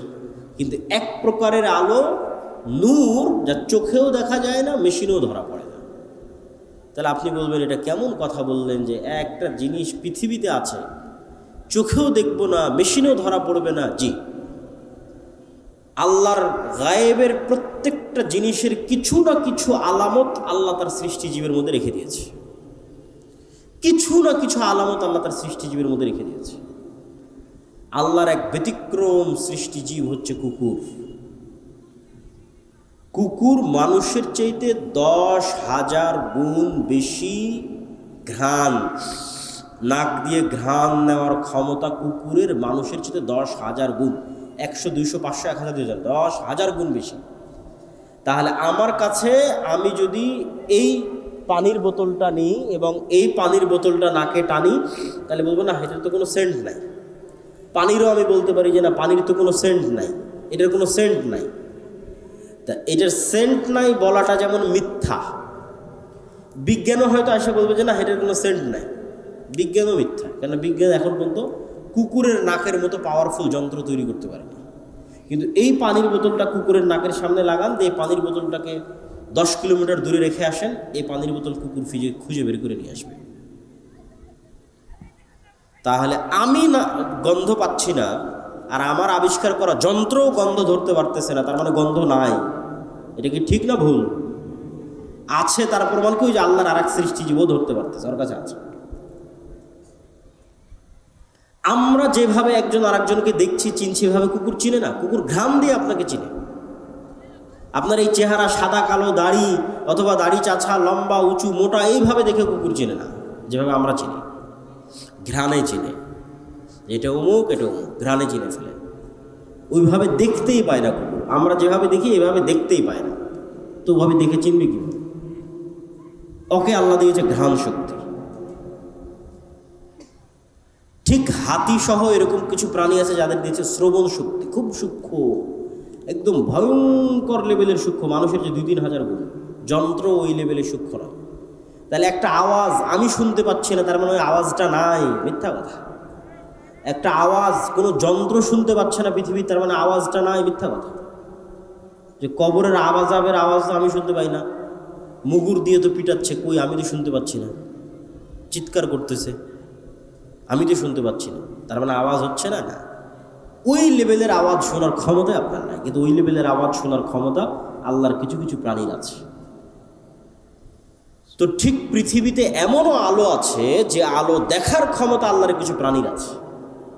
যেমন কুকুরকে শয়তানের আলো দেখার ক্ষমতা দেওয়া আছে, মোরগকে ফেরেশতার নূর যেই লেভেলের আলো, ওই লেভেলের আলো দেখার সক্ষমতা মুরগিকে দেওয়া আছে ফজরের সময় যখন সে চিৎকার করে। সম্মানিত উপস্থিতি, তাহলে পৃথিবীতে নূর অস্তিত্বশীল। এবং ফেরেশতারা নূরের তৈরি, এবং ফেরেশতাদের অস্তিত্ব আমাদের সাথে সম্পৃক্ত কতটা বাস্তব আমি না বুঝাতে পারলে সেটা আমার ব্যর্থতা, কিন্তু আমি বুঝানোর তারপর চেষ্টা করব। ঈমান বিল গায়েবকে ইয়াকিনের স্তরে নিয়ে যাওয়ার। ঈমান বিল গায়েবের 6টা বিশ্বাস মুসলমানদের নাই, সেটাকে ইয়াকিনের স্তরে নিয়ে যাওয়া যায় কিনা, পারলে সফল, না পারলে ব্যর্থ, সেটা আমার ব্যর্থতা। সেটা হচ্ছে যে ফেরেশতা অস্তিত্বশীল, এটার অস্তিত্বটা কতটা বাস্তব। আপনি জন্মের পর, পৃথিবীতে জন্মের পরই সর্বপ্রথম আপনার মাকে দেখেছেন। তা আমি যদি বলি আপনার মা নাই, কিন্তু জীবনও বিশ্বাস করবেন না। তারপরে আপনি বিবাহ শাদী করার পর আপনার ছেলে আপনার চোখের সামনে হয়েছে, তা আমি যদি বলি এটা আপনার ছেলে নয়, আপনি জীবনও বিশ্বাস করবেন না। তাহলে আপনার ছেলের অস্তিত্ব আপনার কাছে যতটা সত্য, আপনার মায়ের অস্তিত্ব আপনার কাছে যতটা সত্য, এর চাইতে অনেক বেশি গুণে সত্য আপনার সাথে ফেরেশতার অস্তিত্ব। কেন আপনার সাথে ফেরেশতার অস্তিত্বের চেয়ে বেশি গুণে সত্য? কেননা আপনার আদি পিতা আদম আলাইহিস সালাতু ওয়াস সালাম পৃথিবীতে সৃষ্টি হওয়ার পর প্রথমে তার মাকে দেখেনি। পৃথিবীতে সৃষ্টি হওয়ার পর বন্ধু হিসেবে প্রথমে তার ভাইকে, বোনকে, মাকে, বাপকে, চাচাকে, মামাকে, খালাকে, স্ত্রীকে, এগুলোকে পায়নি। সৃষ্টি হওয়ার পর চোখ খুলে সর্বপ্রথম যদি দেখে থাকে তাহলে পৃথিবীর ভিন্ন জগতের 2 প্রাণীকে দেখেছে, একটার নাম ফেরেশতা আর একটার নাম জিন। তাহলে মানুষের সাথে মানুষের সম্পর্ক বেশি মজবুত হলো না মানুষের সাথে ফেরেশতার জিনের সম্পর্ক বেশি মজবুত হলো? বলেন এবার আমাকে। ফেরেশতার জিনের সম্পর্ক বেশি মজবুত। জন্মের পর তো, তৈরি হওয়ার পর তো আমি আর একটা মানুষকে দেখিনি, প্রথম দেখেছি ফেরেশতাকে, প্রথম দেখেছি জিনকে। তাহলে আমার সাথে পৃথিবীর আর যে কারো অস্তিত্বের চাইতে, আর যে কোনো বন্ধুর চাইতে, আর যে কোনো ব্যক্তির চাইতে বেশি অস্তিত্বশীল, বেশি বাস্তব ফেরেশতার অস্তিত্ব। ওর দেখেই তো আমার যাত্রা শুরু। ওয়াইদ ক্বালা রাব্বুকা লিল মালাইকাতি ইন্নী জাইলুন ফিল আরদি খলিফা ক্বালু আতাজআলু ফিহা মান ইউফসিদু ফিহা ওয়া ইয়াসফিকুদ দিমা। যখন আল্লাহ ফেরেশতাদের ডেকে বললেন, এই ফেরেশতারা, আমি পৃথিবীতে আমার প্রতিনিধি সৃষ্টি করতে চাই, খলিফা সৃষ্টি করতে চাই। বললেন, আল্লাহ আপনার তাসবিহ তাহলিল করার জন্য তো আমরা আছি, করার, সৃষ্টি করার কি দরকার? তোমরা তা জানো না যা আমি জানি। তারপরে আল্লাহ আদমকে সৃষ্টি করলেন, করার পর ফেরেশতাদের বললেন তোমরা সিজদা করো। তো প্রথম পরিচয়ই হলো ফেরেশতাদের সাথে। আর এখন কেউ বিশ্বাস করে না ফেরেশতা আছে, এমনি মুখে বলছে ফেরেশতা আছে, ফেরেশতার উপর ঈমান আনলাম, বলার সময় বলেছি, অন্তরে নাই। এবার 2-1টা উদাহরণে যাব আমরা, যে আল্লাহর নবীর যুগে সাহাবীরা ফেরেশতাদের উপর কেমন বিশ্বাস রাখত। আমরা আজকে ঈমান বিল গায়েবের শুধু একটা পয়েন্টের আলোচনা করতেছি, ফেরেশতা। আল্লাহর নবীর যুগে সাহাবীরা ফেরেশতাদের উপর কেমন বিশ্বাস রাখত তার উদাহরণ। তবে তার আগে 2 মিনিট একটু গুরুত্বপূর্ণ জরুরি কথা, সেটা হচ্ছে আমরা যে মসজিদের আয়োজনে এখানে উপস্থিত হয়েছি, এই মসজিদটি একটি নির্মাণাধীন মসজিদ, এবং আমাকে যেভাবে বলা হয়েছে যে ছাদ অথবা কোনো একটা জায়গায় গিয়ে কাজ আটকে আছে। তো আপনারা যারা এখানে উপস্থিত হয়েছেন সকলের প্রতি দত্ত আহ্বান থাকবে যে পরকালের আল্লাহ সুবহানাহু তাআলার দরবারে আপনাদের যে ব্যাংক অ্যাকাউন্ট ওপেন করা আছে, যেটাতে লাভের মাত্রার কোনো পার্সেন্টেজের কোনো সীমা নাই, বরং বাড়তেই থাকবে, বাড়তেই থাকবে, বাড়তেই থাকবে, এবং যেটা দিয়ে কিয়ামতের মাঠের অসংখ্য বিপদ থেকে বাঁচা যাবে। কোথাও ইবাদতের কমতি থাকলে সেটা কাভার দেওয়া যাবে, ব্যাকআপ দেওয়া যাবে। কোথাও গুনাহ থাকলে সেটার কাফফারায় ব্যাকআপ দেওয়া যাবে। কোথাও কোনো মানুষের হক নষ্ট হয়ে থাকলে সেটার কাফফারায় ব্যাকআপ দেওয়া যাবে। কিয়ামতের মাঠে যেহেতু কোনো মুদ্রা, টাকা পয়সা থাকবে না, সেহেতু আগে থেকেই টাকা পয়সা পাঠিয়ে রাখা ভালো। তো আগে থেকে টাকা পয়সা পাঠানো থাকলে এবং আল্লাহ সেগুলোকে বাড়াতে থাকলে কিয়ামতের মাঠে বিপদের সময় এই পাঠানো টাকাগুলো কাজে লাগবে। ঠিক দুনিয়াতে যেমন জমানো টাকা বিপদের সময় কাজে লাগে, কিয়ামতের মাঠে জমানো টাকা বিপদের সময় কাজে লাগবে। তো কেউ যদি স্বেচ্ছাসেবকরা থাকে, যদি যায়, আপনারা সহযোগিতা করবেন। আমরা আমাদের বক্তব্য সামনে আগাই। মুহাম্মদ সাল্লাল্লাহু আলাইহি ওয়াসাল্লামের যুগে সাহাবীদের বিশ্বাস ফেরেশতার উপরে। খুব মজার কয়েকটা ঘটনা আপনাদের সামনে বলবো, যেই ঘটনাগুলো একটা আর একটার সাথে কানেক্ট করলে আপনি দেখবেন যে ফেরেশতা চরিত্র সাহাবীদের সামনে কেমন ছিল আর আমাদের সামনে কেমন। মজার মজার কয়েকটা ঘটনা। সাদ বিন মুআজ নামে এক বিখ্যাত সাহাবী, আউস এবং খাজরাজ গোত্রের নেতা, আনসারী সাহাবী, খন্দকের যুদ্ধে শহীদ হয়েছে। রাসূল সাল্লাল্লাহু আলাইহি সাল্লাম বলছে সাদ বিন মুআজের জানাজায় ৭০,০০০ ফেরেশতা অংশগ্রহণ করেছে। জাবের রাদিয়াল্লাহু তাআলা আনহু উহুদের যুদ্ধে শহীদ হয়েছেন। জাবের রাদিয়াল্লাহু তাআলার পিতা। তো জাবের রাদিয়াল্লাহু তাআলা আনহু যখন তার পিতার মৃত্যুতে কাঁদছেন, তখন রাসূল সাল্লাল্লাহু আলাইহি সাল্লাম বলছেন, জাবের তুমি কাঁদছো? তোমার পিতার লাশ এই মুহূর্তে ফেরেশতারা ঘিরে রেখেছে, ছায়া দিয়ে রেখেছে, তুমি কাঁদিও না। হানজালা রাদিয়াল্লাহু তাআলা আনহু শহীদ হয়েছেন। তো হানজালা রাদিয়াল্লাহু তাআলা আনহু বাসর ঘর থেকে বের হয়ে গিয়ে যুদ্ধে অংশগ্রহণ করেছিলেন। তো সাহাবীরা তাকে ফরজ গোসল দেওয়ার জন্য গোসল দিবেন। রাসূল সাল্লাল্লাহু আলাইহি সাল্লাম বলছে হানজালাকে গোসল দেওয়ার দরকার নেই, এই জন্য যে অলরেডি ফেরেশতারা তাকে গোসল দিয়ে ফেলেছে, ইতিমধ্যেই ফেরেশতারা তাকে গোসল দিয়ে ফেলেছে। এগুলো সব রাসূল সাল্লাল্লাহু আলাইহি ওয়াসাল্লামের জীবদ্দশায় সাহাবীদের উপস্থিতিতে পরস্পরের কথায় কিভাবে ফেরেশতাদের কথাটা আসতেছে সেটার কিছু উদাহরণ। আব্দুর রহমান বিন আওফ রাদিয়াল্লাহু তাআলা আনহু বলছে যে আমি যুদ্ধ করছি, তো আমার দুই পাশে দুইজন সাদা পোশাকধারী ব্যক্তি খুব ভয়ঙ্করভাবে যুদ্ধ করতেছে। আমি এদের কোনোদিন মদিনাতে আগেও কোনোদিন দেখিনি, পরেও কোনোদিন দেখিনি। তো রাসূল সাল্লাল্লাহু আলাইহি ওয়াসাল্লামকে এই ঘটনা জানালে রাসূল সাল্লাল্লাহু আলাইহি ওয়াসাল্লাম বললেন এরা ছিল জিবরাইল এবং মিকাইল, যুদ্ধ করার জন্য এসেছে। এক সাহাবী এক মুশরিককে আঘাত করার জন্য যুদ্ধের মাঠে তাকে তাড়া করতেছেন। আমি সংক্ষেপে বলে যাচ্ছি, শুধু বাংলা সংক্ষেপে বলতেছি। তাড়া করতেছেন, তো অদৃশ্য থেকে আওয়াজ আসলো আকদিম ইয়া হাইজুম। আওয়াজ আসার পর এবার সাহাবী যখন তাকে হামলা করতে যাবে, তো দেখে ওই ব্যক্তি আগেই উল্টে পড়ে আছে এবং তার ক্ষত স্থান থেকে রক্ত বের হচ্ছে, আহত স্থান থেকে। সাহাবী এই ঘটনা রাসূল সাল্লাল্লাহু আলাইহি সাল্লামকে বললে আল্লাহর নবী বললেন এটা তৃতীয় আসমান থেকে আসা ফেরেশতার আক্রমণ ছিল। এই ফেরেশতা তৃতীয় আসমান থেকে এসেছিল, তৃতীয় আসমান থেকে আসা ফেরেশতার আক্রমণ। খন্দকের যুদ্ধ থেকে রাসূল সাল্লাল্লাহু আলাইহি সাল্লাম যখন খন্দকের যুদ্ধে বিশাল ঝড় হয়ে মক্কার কাফের মুশরিকরা সব পালিয়ে গেছে, 10,000 সেনাবাহিনী 1 মাস যাবৎ মদিনা ঘেরাও করে রেখেছিল। তা আল্লাহর নবী মনে করে যে যুদ্ধ শেষ, তারা তো চলে গেছে। উনি বাড়িতে এসে অস্ত্র রেখে 1 মাসে প্রচুর টেনশন গেছে, তার উপরে প্রচুর পরিশ্রম গেছে, খাদ্যের সংকট, যোগাযোগ বিচ্ছিন্ন, কষ্ট, পেটে পাথর বেঁধে রাখার যে ঘটনাগুলো সেগুলো এখনকার। তো রাসূল সাল্লাল্লাহু আলাইহি ওয়াসাল্লাম অস্ত্র রেখে গোসল করতে গেছে। অস্ত্র বলতে তরবারি, তীর ধনুক। তো আয়েশা রাদিয়াল্লাহু তাআলা আনহা বলছেন জিবরাইল এসে রাসূল সাল্লাল্লাহু আলাইহি ওয়াসাল্লামকে বলছে যে আপনি অস্ত্র রেখে দিয়েছেন, আমরা তো রাখিনি, তো তোমরা কেন রাখনি? তো বানু কুরাইজা, বানু কায়নুকা, বানু নজির এই 3টে ইহুদি গোত্র যুদ্ধ চলা অবস্থায় আল্লাহ নবীর সাথে গাদ্দারি করেছে, অথচ এরা লিখিত চুক্তি করেছিল যে এরা গাদ্দারি করবে না, পক্ষে থাকবে। তো জিবরাইল বলছে এই সমস্ত গাদ্দারদের বিচার না করা পর্যন্ত যুদ্ধ শেষ হয়নি, আপনি এখনই বের হন, যুদ্ধ এখনো শেষ হয়নি। মক্কার কাফের মুশরিকরা চলে গেছে, কিন্তু এই গাদ্দারদেরও বিচার করতে হবে। ঠিক আছে, মুহাম্মদ সাল্লাল্লাহু আলাইহি ওয়াসাল্লাম বের হলেন সাহাবীদের সহ। এবার আনাস রাদিয়াল্লাহু তাআলা আনহু থেকে বর্ণিত, তিনি বলেন যে আমরা যখন বানু কুরাইজা, বানু কায়নুকা, বানু নজির গোত্রের দিকে আমাদের অভিযান পরিচালনা করার জন্য রওনা দিচ্ছি, তখন আমাদের আগে আগে আমরা উড়ন্ত ধুলা দেখতে পাচ্ছি, যে উড়ন্ত ধুলা জিবরাইলের অশ্বারোহী বাহিনীর উড়ন্ত ধুলা। আল্লাহু আকবার। সহিহ হাদিস যে আনাস রাদিয়াল্লাহু তাআলা আনহু বলছেন আমরা আমাদের আগে উড়ন্ত ধুলা দেখছি, যে উড়ন্ত ধুলা জিবরাইলের অশ্বারোহী বাহিনীর উড়ন্ত ধুলা।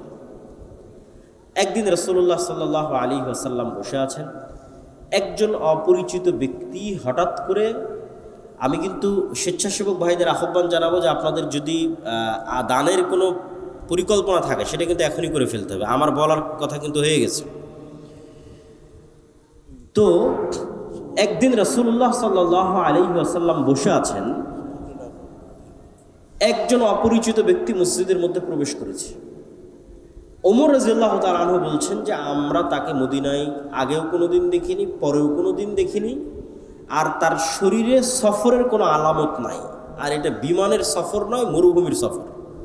আমি বিমানে ঢাকা থেকে এসে এখন আপনার এখানে পৌঁছেছি, তারপরেও একটু ঘামের আলামত আছে, একটু খাবার খেয়েছি বা কোথাও চলেছি তার একটু ময়লা লাগার আলামত আছে, সফরে যে আছি তার আলামত আছে বিমানে সফর করার পর।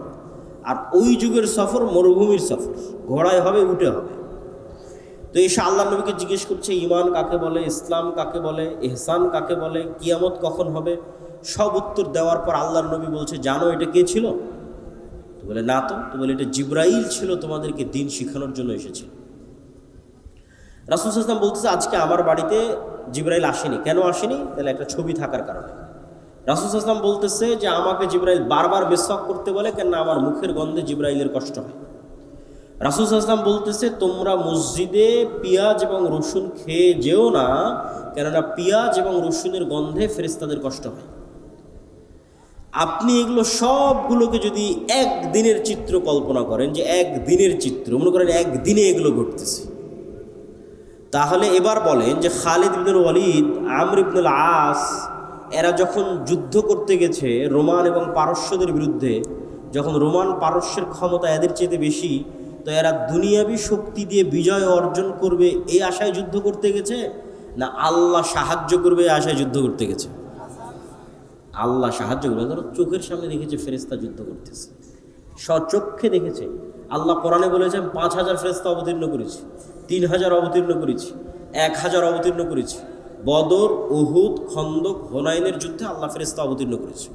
কোরআনের আয়াত সাহাবীদের চাক্ষুষ চোখে দেখা যে ফেরেশতারা যুদ্ধ করতেছে। আর যার ইমানই দুর্বল ফেরেশতার অস্তিত্বের উপর, আল্লাহর শক্তি এবং ক্ষমতার উপর, পরকালের উপর, সে চিন্তা করবে যে না আমাকে মন্দির পাহারা দিয়ে ক্ষমতায় যেতে হবে।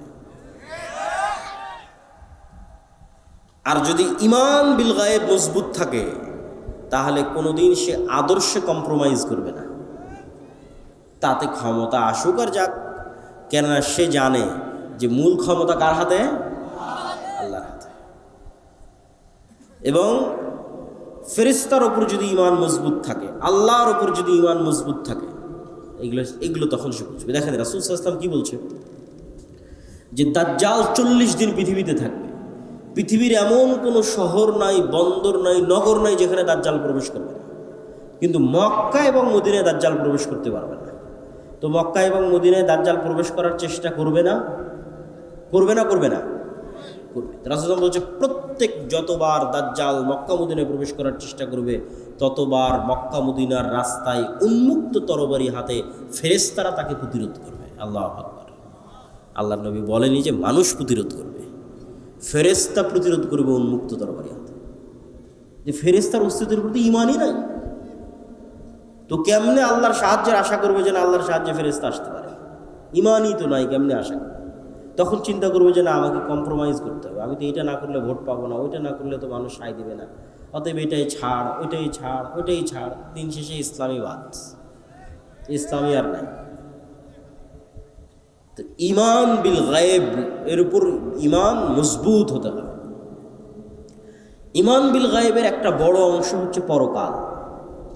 পরকাল মানে মৃত্যুর পর পুনরুজ্জীবন। তো মৃত্যুর পর পুনরুজ্জীবনের আলোচনায় যাওয়ার আগে ফেরেশতার আলোচনায় আর দুটো কথা। ফেরেশতার অস্তিত্ব যে আছে আপনি কেমনে বুঝবেন? ঠিক আছে ভাই, মানলাম, বিশ্বাস করলাম আপনার কথা আব্দুল্লাহ ভাই, যে নূর চোখে দেখি না, তাও নূর আছে পৃথিবীতে, আমার সাথে ফেরেশতা আছে, আমাদের এখানে সবার সাথে ফেরেশতা আছে, বিশ্বাস করলাম। কিন্তু তাও বাস্তব ইন প্র্যাকটিক্যাল লাইফ লিয়াতমাইন্না কলবি, অন্তরের প্রশান্তির জন্য বিশ্বাস বাস্তবে পরীক্ষা করে দেখতে চাই ফেরেশতা আছে কিনা।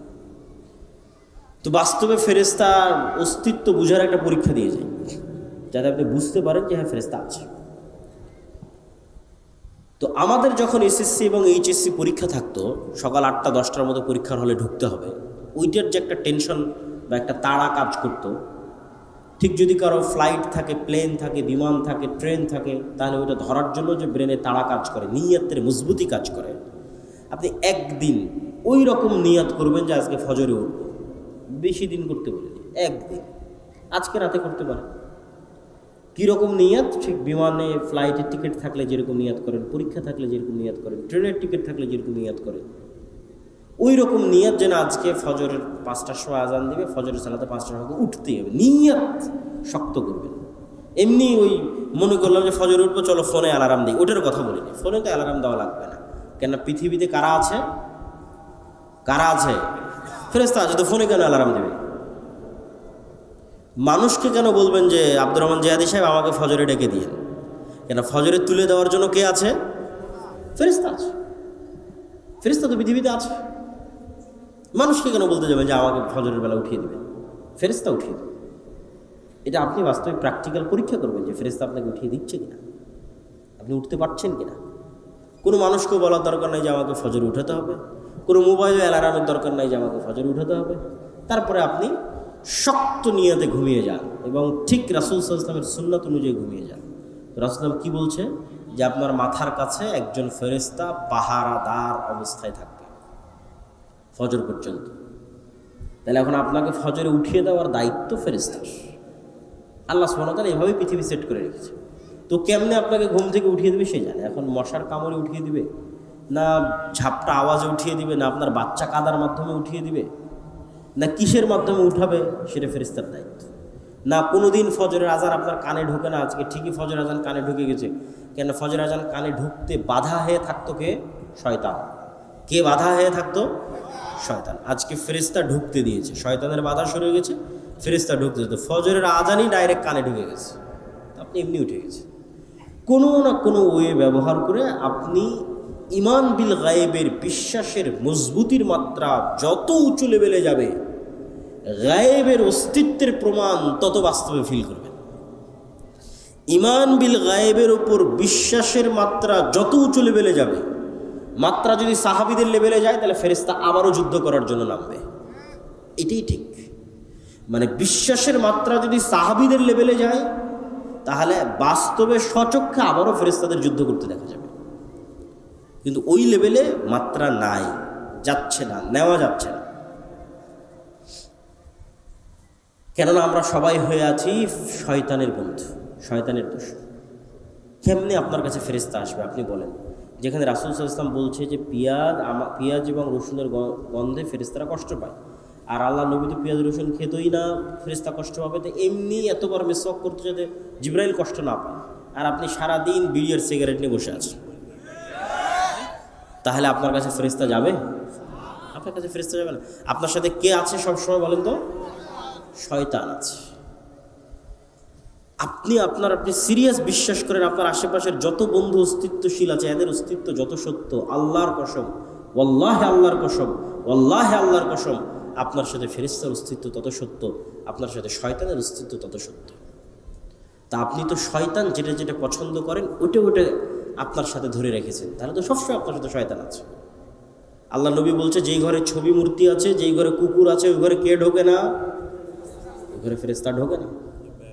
কেউ যদি কোনো ঘরে ঢোকার সময় বলে আসসালামু আলাইকুম, তাহলে ওখান থেকে কে পালিয়ে যায়? শয়তান পালিয়ে। আর যদি আসসালামু আলাইকুম না বলে, তাহলে শয়তান আরও ডাক দেয় যে আসো এখানে থাকো। তাহলে আপনার কাজের মাধ্যমে আপনি কাকে বন্ধু বানিয়ে রেখেছেন আপনি ভালো জানেন। ফেরেশতারা পবিত্রতা পছন্দ করে। কোনো একটা মানুষ যদি অজু ভাঙলেই উজু করে, এরকমও যদি কোনো মানুষ পৃথিবীতে থাকে, তাহলে ওই মানুষ দুনিয়াতে থাকা অবস্থায় ফেরেশতাদের মতো স্বভাব অবলম্বন করতেছে, আছে দুনিয়াতে কিন্তু আসলে ফেরেশতা। কেননা ফেরেশতারা যেমন সবসময় পবিত্র ও পবিত্র। আর একজন পেশাব থেকে যত্ন নেয় না, কোথায় দাঁড়িয়ে পেশাব করছে, কোথাও পেশাব নিয়ে পানি নিচ্ছে না, তাহলে ওর সাথে সবসময় কি আছে? শয়তান। তাহলে ও কীভাবে হেদায়েত প্রাপ্ত হবে? আর ওর আন্দোলন মিছিলে আর কীভাবে আল্লাহর সাহায্য নেমে আসবে? আর ওর ভোটে কীভাবে আর ইসলাম বিজয় হবে? গায়েবের মদদ ছাড়া, কেন এটা আল্লাহর দিন, গায়েবের মদদ, অদৃশ্যের সাহায্য ছাড়া ইসলামের বিজয় সম্ভব নয়। দুনিয়ার লজিকে মুসা আলাইহিস সালাম কোনোদিন ফিরআউনের উপর বিজয় লাভ করবে না, সম্ভব না। গাজার মানুষের চেয়ে দুর্বল ছিল মুসা আলাইহিস সালাম, দুনিয়ার লজিকে বিজয় সম্ভব না। কিন্তু মুসার বিজয় সম্ভব হয়েছে আল্লাহর শক্তিতে, আল্লাহর ক্ষমতায়। পৃথিবীর সব নবী রাসূল যুগে যুগে যা হয়েছে সব আল্লাহর সাহায্য, আল্লাহর শক্তি, আল্লাহর ক্ষমতা, আল্লাহ তার ফেরেশতাদের সাহায্য করেছে। আর তাদের ঈমানের মাত্রা ওই লেভেলে ছিল। তো ঈমান বিল গায়েবের আরেকটা অংশ, যেটা একটু না বললেই নয়, সেটা হচ্ছে পরকাল। এই পরকালের কথাটুকু বলে আমরা বক্তব্যের শেষের দিকে যাব। পরকাল মানে মৃত্যুর পর জীবিত হওয়া। আপনারা কোনোদিন দেখেছেন কোনো মৃত মানুষকে জীবিত হতে? একটু কথা বলেন, কোনো মৃত মানুষকে জীবিত হতে দেখেছেন? দেখেন। এখন যদি কোনো মৃত মানুষ কবর থেকে উঠে আসে, বিশ্বাস করবেন? বিশ্বাস করবেন, মনে হয় অবিশ্বাস। আচ্ছা, আজ থেকে 100 বছর আগে যদি আপনাকে বলা হতো যে আপনার কথা আপনি এখানে বলবেন, আমেরিকায় শোনা যাবে, বিশ্বাস করতেন? বিশ্বাস করতেন না। ওমর রাদিয়াল্লাহু তাআলা আনহুর বিষয়ে একটা রেওয়ায়াত পাওয়া যায় যে উনি মসজিদে নববীর মেম্বারে বসে আওয়াজ দিয়েছেন, যুদ্ধের মাঠে গিয়ে সে আওয়াজ শোনা গেছে। ইরাকে, সিরিয়ায় যুদ্ধের মাঠে আওয়াজ শোনা গেছে। তো এরকম যদি কেউ বলতো যে না এখানে আওয়াজ দিব, আমেরিকায় শোনা যায়, ভুয়া কথা কোত্থেকে বলে, বিশ্বাস অসম্ভব। তো বিজ্ঞানের মাধ্যমে আমি মনে করি আমার এই ধারণা ভুল হতে পারে। সায়েন্স অ্যান্ড টেকনোলজির মাধ্যমে আল্লাহ গায়েবের পর্দাগুলোকে সরিয়ে দিচ্ছে। বহুদিন যাবত এগুলো সব গায়েব ছিল, এই গায়েবের পর্দাগুলো সরে যাচ্ছে। কিয়ামত যত নিকটে আসবে গায়েবের পর্দা তত দ্রুত সরতে থাকবে। গায়েবের পর্দা সরতে সরতে সরতে সরতে কোন লেভেলে যাবে জানেন? পৃথিবীর সবচেয়ে বড় গায়েব, যে মৃত মানুষ জীবিত হবে, এটাও মানুষ সচক্ষে দেখবে। এই দুনিয়াতে মানুষ সচক্ষে দেখবে যে মৃত মানুষ জীবিত হচ্ছে। কিয়ামত হওয়ার আগে, আমি কিয়ামত হওয়ার পরের কথা বলি। গায়েবের পর্দা অলরেডি সরা শুরু হয়ে গেছে। তো এই গায়েবের পর্দা সরতে সরতে সরতে সরতে সরতে সরতে সরতে সরতে ওই জায়গায় গিয়ে ঠেকবে যে মানুষ দেখবে মৃত মানুষ জীবিত হচ্ছে। তো মৃত মানুষকে জীবিত করা, আল্লাহ ডাল ভাত করার পরেই কিয়ামত দেবেন। মৃত মানুষ জীবিত হওয়া এটা গায়েব, আপনার কাছে ইম্পসিবল মনে হচ্ছে, কিন্তু পৃথিবীতে এটা আল্লাহ সুবহানাহু ওয়া তাআলা ডাল ভাত করে দেবেন। এই জন্য আগেও কয়েকবার এটাকে ডাল ভাত করা আছে। কিভাবে? এমনি তো ঈসা আলাইহিস সালাম আসার আগে বিভিন্ন ঘটনাক্রমে অসংখ্য মানুষকে মৃত্যুর পর জীবিত করা আছে, অসংখ্য মানুষকে। প্রথমে ইব্রাহিম আলাইহিস সালাম বলল বিশ্বাস হয় না যে মরা মানুষ জীবিত হতে পারে। বিশ্বাস আছে কিন্তু ইয়াকিন হয় না, ইতমিনান নাই। আল্লাহ বললো 4টে পাখি নিয়ে আসো, জবাই করো, 4টে পাহাড়ে দাও, নাম ধরে ডাকো। জবাই করলো, 4টে পাহাড়ে দিল, নাম ধরে ডাকলো, উড়ে আসলো। ঠিকই তো, মরা পাখি জীবিত হয়ে গেল। বিশ্বাস করলো। এক নবী এক গ্রামের পাশ দিয়ে যাচ্ছে, পুরো গ্রাম বিরান গোরস্থান হয়ে গেছে, সব মানুষ মরে শেষ, সাফ। নবী বলছে যে এই মরা বিরান গ্রামকে আল্লাহ কীভাবে জীবিত করবে, মনে মনে বলছে। তো আল্লাহ ওই নবীকে ইনস্ট্যান্ট মৃত্যু দিয়েছে 100 বছর। 100 বছর পর নবীকে জীবিত করেছে। যে নবীকে জিজ্ঞেস করে তুমি বলো কতদিন মৃত অবস্থায় ছিল? মুসা আলাইহিস সালাতু ওয়াস সালামকে বানু ইসরাঈল বলল লান নারাল্লাহ হাত্তা লান নুমিনা বিকা হাত্তা নারাল্লাহ জাহরাতান, আমরা ততক্ষণ পর্যন্ত ঈমান আনয়ন করব না আল্লাহকে যতক্ষণ না দেখব। মুসা আলাইহিস সালাম 70 জনকে নিয়ে তুর পাহাড়ে গেল, আল্লাহর তাজাল্লিতে সবগুলো স্পটেড, ইনস্ট্যান্ট মরে গেছে।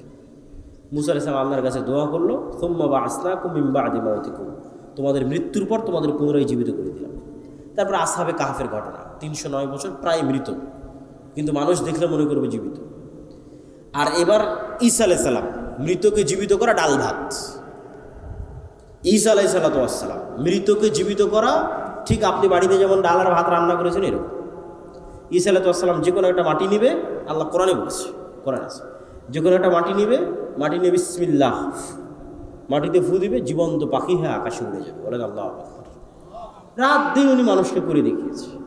কবরের পাশে যাবে মৃত মানুষ, বিইজনিল্লাহ, আল্লাহর আদেশে জীবিত হয়ে যাবে, মানুষ জীবিত হয়ে যাবে। অন্ধ মানুষ, বিসমিল্লাহ বিইজনিল্লাহ, আল্লাহর আদেশে চক্ষুস্মান হয়ে যাবে, চক্ষুস্মান হয়ে যাবে।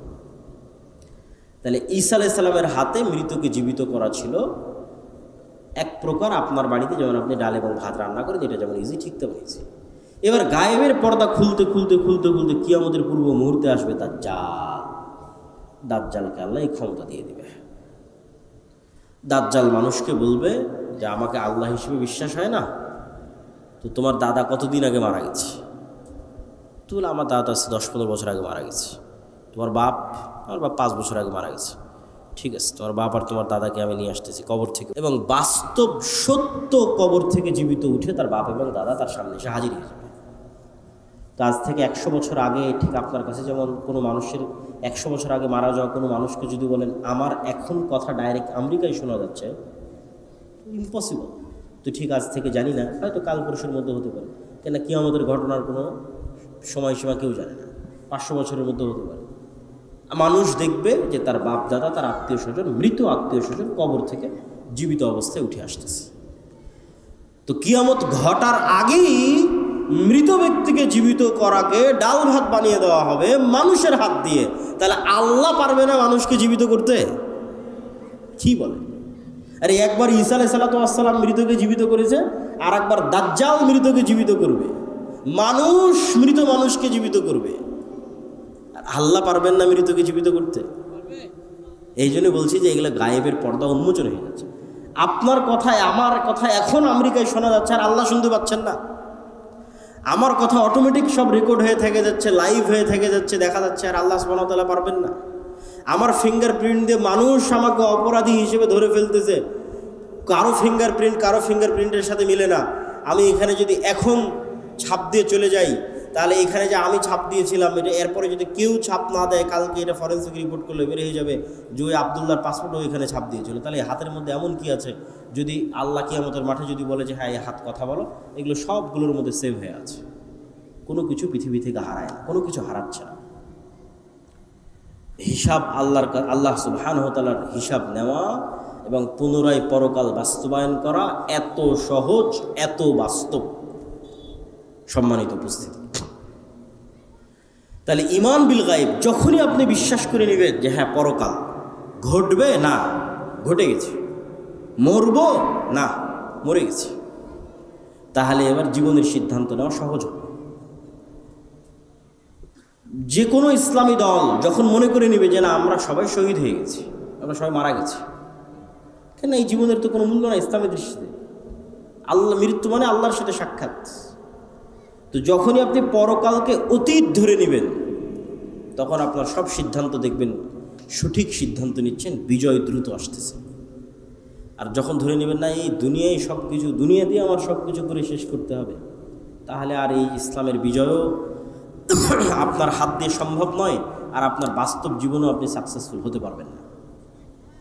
অতএব বস্তুবাদী দুনিয়ামুখী জীবন বাদ দিয়ে পরকালমুখী, মৃত্যুর পর আবার জীবিত হবেন, হিসাব নেওয়া হবে, এই চিন্তা, ফেরেশতা আছে, ফেরেশতা আপনাকে সহযোগিতা করতেছে, ফেরেশতার সাথে বন্ধুত্ব, ফেরেশতার অস্তিত্বের প্রতি গভীর অবিচল আস্থা, ফেরেশতাকে দেখতেও পেয়ে যেতে পারে।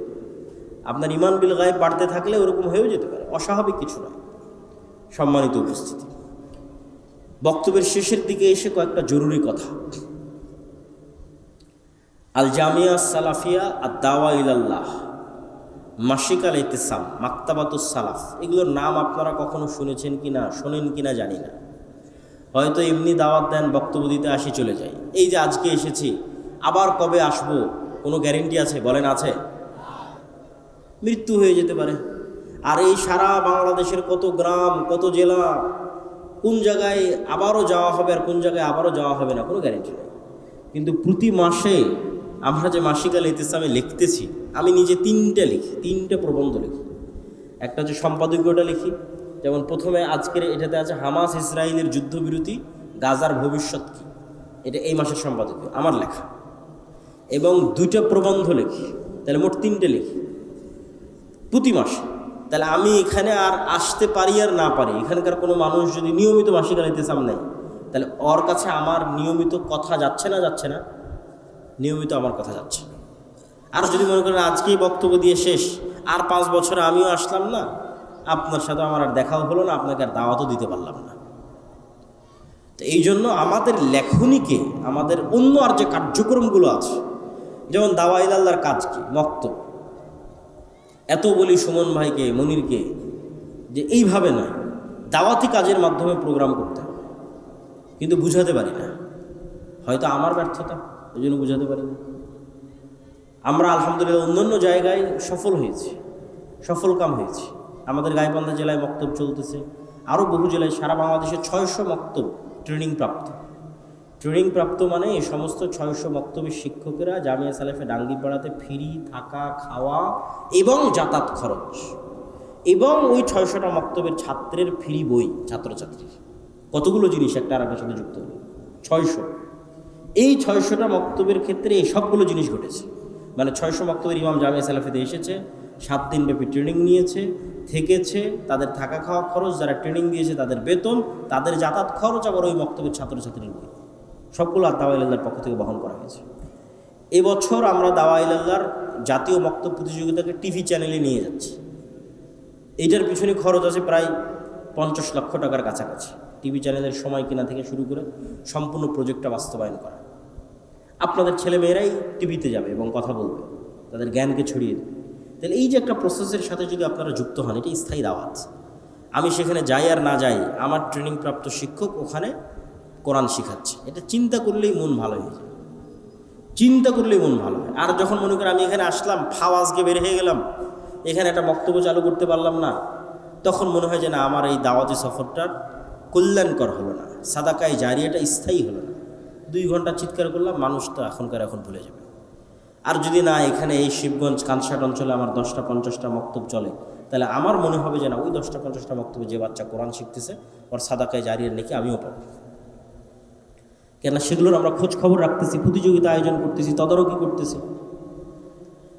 তো ঠিক তেমনি আমাদের আরও লেখনির যে বিষয়গুলো আছে, শায়েখ আব্দুর রাজ্জাক বিন ইউসুফের যে বইগুলো আছে, আমাদের ছাত্ররা একটা পত্রিকা বের করে, কিশলয়, এটা ছাত্রদের। এর এই যে প্রচ্ছদ ডিজাইন, এটাও ছাত্রদের করা। এর ভিতরের যে লেখার যে ডিজাইন, এটাও ছাত্রদের করা। এটা কোনো স্টাফ, বেতনভুক্ত কোনো স্টাফ দিয়ে করা নয়, ছাত্ররাই করে। তো এইগুলো যদি আপনারা না দেখেন, না শোনেন, শায়েখ আব্দুর রাজ্জাক বিন ইউসুফের সালাতের বই, দোয়ার বই, আমাদের মিন্নাতুল বাড়ি, এগুলো আপনাদের মূল্যায়ন করতে হবে। 3 নম্বর যে বিষয়টা, সেটি হচ্ছে সমাজ থেকে অন্যায়কে উৎখাত করার আরেকটা বড় অন্যায় হচ্ছে সুদ। সমাজ থেকে যে সমস্ত অন্যায়কে উৎখাত করা উচিত বলে মনে হয়, তার মধ্যে আরেকটা বড় অন্যায় কি বলেন তো? সুদ। কেন সুদ বড় অন্যায়? সুদ মানুষকে গোলাম বানায়। ফেরাউন বানু ইসরাইলদেরকে যে গোলাম বানাতো না, আপনি ইতিহাস পড়ে দেখেন, ওর গোলাম বানানোর আরেকটা মূলনীতি ছিল সুদ। ওদের সুদি লেনদেনের মাধ্যমে ওদেরকে গোলাম বানিয়ে রাখত। আল্লাহ নবী যখন মদিনায় যায়, তখন মদিনায় সুদি কারবারের সবচেয়ে বড় ব্যবসা ইহুদিদের। তা আল্লাহ নবী খুব ভালোভাবে জানে যে অর্থনীতি যদি কন্ট্রোল না করা যায়, দেশ কন্ট্রোল করা সম্ভব নয়। তাহলে এদের সুদি অর্থনীতির যে বেড়াজাল আছে, এটা ভেঙে চূর্ণ বিচূর্ণ করতে হবে, নাহলে আমি দেশ কন্ট্রোল করতে পারবো না। তো আজকে পৃথিবী এমন একটা সিচুয়েশনে চলে গেছে, কোনো ক্যাশ টাকা নাই। ইংল্যান্ডে আমি 1 বছর থেকে দেখে এসেছি, আমেরিকার লোকজন যারা গেছে তাদের সাথে কথা হয়, ক্যাশ টাকা বলে পৃথিবীতে আর কিছু নাই। মানে প্রত্যেক ক্যাশ টাকার বিপরীতে লোন আছে। এখনও বাংলাদেশে ওই সিচুয়েশন তৈরি হয়নি, এখনও বাংলাদেশে ক্যাশ টাকা আছে। এখন এরকম সিচুয়েশন হয়নি যে আমার পকেটে 1000 টাকা আছে, তাই 1000 টাকার বিপরীতে লোন আছে, এটা না, এখনও হয়নি, এখনও সুযোগ আছে। তো বাংলাদেশে কর্জে হাসানার মাধ্যমে সুদের বিরুদ্ধে লড়াই করা। এবং আরেকটা জিনিস মাথায় রাখতে হবে কর্জে হাসানা এবং সুদের ক্ষেত্রে, যেটা বলে আমার বক্তব্য শেষের দিকে চলে যাব, সেটা হচ্ছে যে ইসলামী ব্যাংকের মাধ্যমে সুদকে উৎখাত করা কেন সম্ভব হচ্ছে না? কেননা কেউ গোড়ায় হাত দেয়নি। গোড়া কি? গোড়ায় হাত দেওয়া আসলে কঠিনও, এই জন্য কেউ হাত দিতেও চায় না। গোড়া কি? গোড়া হচ্ছে আধুনিক কনভেনশনাল যে ব্যাংকিং সিস্টেম আছে, তারা আপনাকে লোন নেওয়ার জন্য উৎসাহিত করতেছে। যেমন বিকাশের বিজ্ঞপ্তি চলতেছে যে কোনো প্রকার ডকুমেন্টস ছাড়াই শুধু বিকাশ অ্যাকাউন্টের বিপরীতে 50,000 টাকা লোন পাওয়া যাবে। তো ক্রেডিট কার্ড মানুষ ইউজ করুক, এটার জন্য মানুষকে উৎসাহিত করা হচ্ছে, মানুষ লোন নিক, এটার জন্য উৎসাহিত করা হচ্ছে। তাহলে যেখানে লোন নেওয়াকেই উৎসাহিত করা হবে, সেখানে আপনি ওই প্রতিযোগিতার সাথে স্থায়ী ব্যাংক প্রতিষ্ঠা করতে পারবেন না। কেননা ইসলামী অর্থনীতির মূল ভিত্তি হচ্ছে লোন বিমুখতা। কেমন লোন বিমুখতা? সুদি লোন নয়, কর্জে হাসানাই নিব। বুঝেন না? বুঝাতে পারলে আমার ব্যর্থতা। সুদি লোন নয়, কর্জে হাসানাই নিব।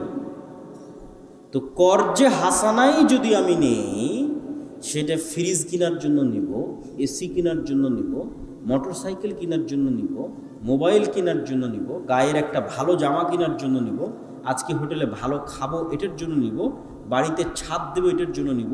এর প্রমাণে দলিল দেওয়া কঠিন আছে। সুদি ঋণের কথা আমি বলিনি, কর্জে হাসানা নিব,